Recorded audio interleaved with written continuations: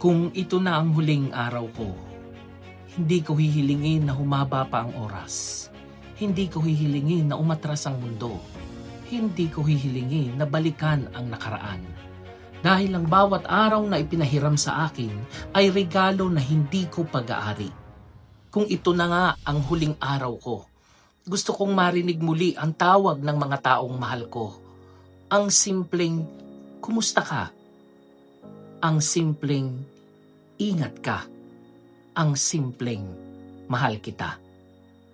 Mga salitang madalas nating ipinagpapaliban na akala natin marami pang bukas. Pero paano kung wala na? Paano kung ang mamaya ay hindi na dumating? Paano kung ang sa susunod ay wala na palang susunod? Kung ito na ang huling araw ko, hindi ko na bibilangin ang perang naipon ko. Hindi ko na aalalahanin ang titulo sa pangalan ko. Hindi ko na iisipin kung ilan ang likes, followers o taga-subaybay ko.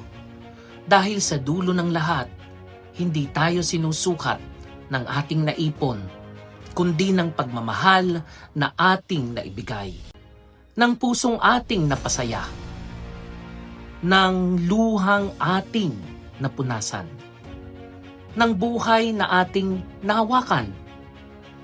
Kung ito na nga ang huling araw ko, patawad sa mga taong nasaktan ko. Patawad sa mga pagkakataong hindi ako naging sapat. Patawad sa mga panahong mas pinili kong manahimik kahit dapat ay nagsalita na ako. At salamat sa mga taong nanatili, sa mga taong naniwala, sa mga taong yumakap sa akin kahit marami akong pagkukulang. Kung ito na nga ang huling araw ko, ayaw kong maalala bilang taong perpekto. Gusto kong maalala bilang taong lumaban, taong nasaktan pero bumangon, taong napagod pero nagpatuloy, taong umiyak pero hindi sumuko, taong minahal ng buong puso. At kung sakaling ito na nga ang huling pagsikat ng araw na masisilayan ko, hindi ako aalis na may panghihinayang.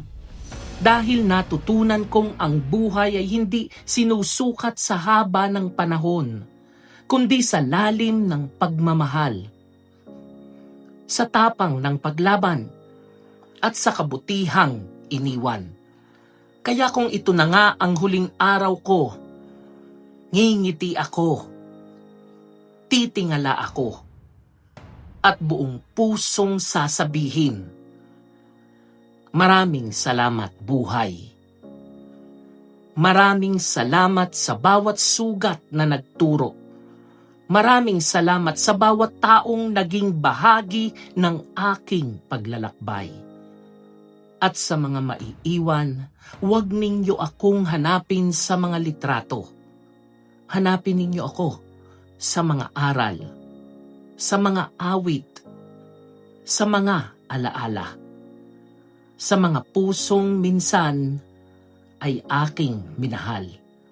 Dahil ang taong tunay na nagmahal, hindi kailanman tuluyang nawawala. Kung ito man ang huling araw ko, hindi ito magiging wakas. Ito ay magiging patunay na minsan akong nabuhay ng buong puso.